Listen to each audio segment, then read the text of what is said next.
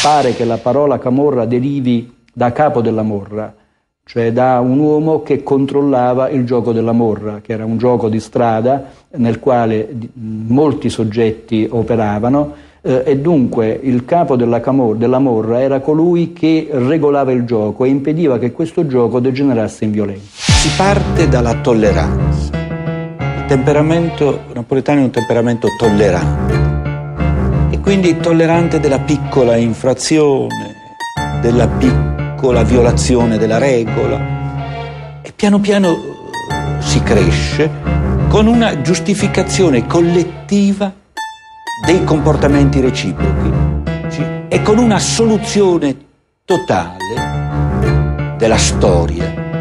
Questo è un po' il carattere della città, che spiega molti fenomeni.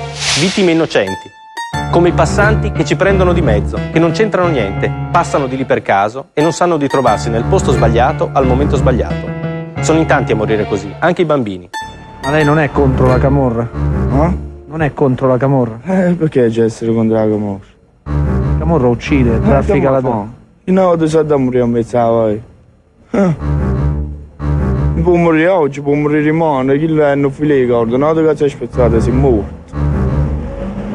Ma non si vive in maniera onesta vivendo da camorrista. Come vai a faticare, tu vieni a faticare, ma meglio così a così. Fanno buona, cioè. Fanno bene a uccidere? Ma la vita umana è sacra. Ma che sacra?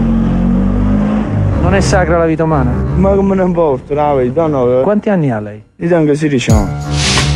La regola principe per un estortore è fare un danno all'imprenditore con un attentato, ma non distruggerlo del tutto. Alle volte a Napoli si sono verificati alcuni attentati che hanno avuto la conseguenza di distruggere del tutto l'impresa. Allora quell'attentato non è un attentato che parla all'imprenditore, è un attentato che parla invece a tutti gli imprenditori, cioè serve per creare un clima di terrore sul territorio e quindi di affermazione di forza.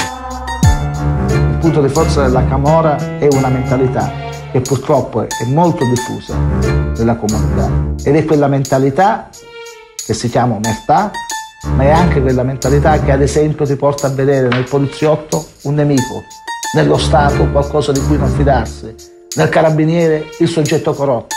Allora tu devi costruire una nuova mentalità.